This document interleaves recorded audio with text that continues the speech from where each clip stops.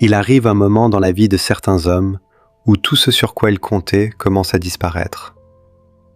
Les soutiens tombent un à un. Les voix qui promettaient de rester se taisent. Les projets s'effondrent. L'argent ne suffit plus. Les relations changent. Les repères vacillent. Et soudain, l'homme qui pensait tenir sa vie se retrouve face à une réalité qui ne peut plus fuir. Il n'a plus grand-chose. Il n'a parfois plus personne. Et c'est précisément là que beaucoup rencontrent Dieu d'une manière qu'ils n'avaient jamais connue auparavant. Tant qu'un homme a encore plusieurs appuis, il continue souvent à se reposer sur eux. Tant qu'il a des alternatives, il se rassure avec elles. Tant qu'il garde le contrôle apparent, il croit encore pouvoir porter seul ce qui dépasse pourtant ses forces. Mais quand les portes se ferment, quand le bruit s'éteint, quand les solutions humaines s'épuisent, il découvre une vérité profonde. Si Dieu lui reste, alors l'essentiel ne lui a pas été retiré. Ce moment que beaucoup appellent l'effondrement peut devenir le début d'une reconstruction plus vraie.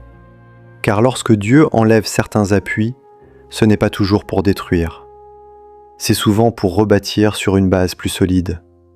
La foi la plus forte ne naît pas dans le confort, elle naît souvent dans la solitude. C'est facile de parler de confiance quand tout va bien, quand les ressources sont là, quand les gens applaudissent, quand les choses avancent comme prévu. Mais la véritable foi apparaît lorsque l'homme n'a plus rien à montrer, plus personne à impressionner, plus aucun décor pour cacher sa fatigue. Là, dans ce lieu dépouillé, il apprend enfin à dépendre de Dieu autrement. Non plus comme d'un secours secondaire, mais comme de sa source principale. Dans ces saisons-là, l'isolement devient une école. Ce qui ressemblait à un abandon se révèle parfois être une préparation. Dieu retire parfois l'agitation extérieure pour faire de la place à sa voix. Il laisse le silence s'installer afin que l'homme cesse de courir de distraction en distraction et commence enfin à écouter.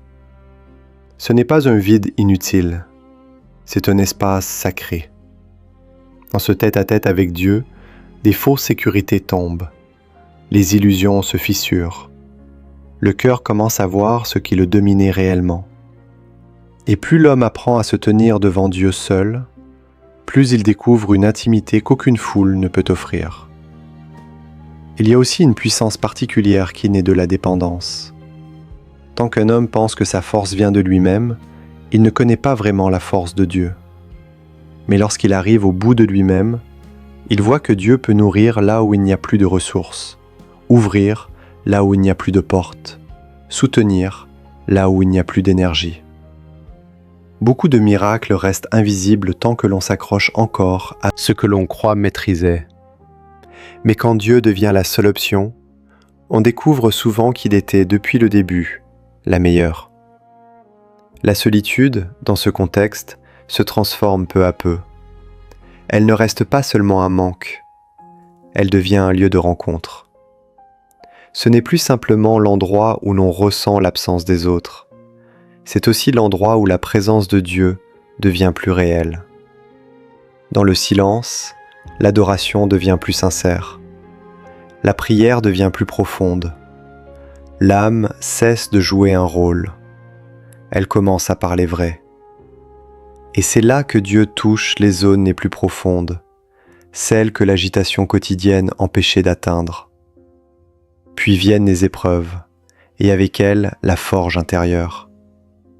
La souffrance ne détruit pas toujours l'homme, elle peut aussi le purifier. Ce qu'il traverse lui apprend l'endurance, la lucidité, le discernement, l'humilité. Certaines forces ne se développent que dans le feu, certaines maturités ne naissent qu'après de longues nuits.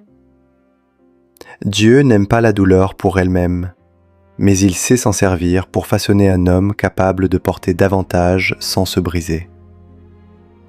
Ce qui paraissait être une prison peut devenir une préparation. Ce qui semblait ralentir peut en réalité équiper pour la suite. Et c'est souvent à ce moment-là qu'un homme comprend que Dieu n'est pas seulement ce qui lui reste. Dieu est ce qu'il lui fallait vraiment. Tout le reste peut fluctuer, mais Dieu demeure. Les hommes changent, les plans échouent, les saisons tournent, les forces humaines s'épuisent. Mais Dieu reste la part qui ne disparaît pas. Et quand cette vérité s'ancre profondément, il cesse de pleurer uniquement ce qu'il a perdu. Il commence à reconnaître ce qu'il est en train de recevoir.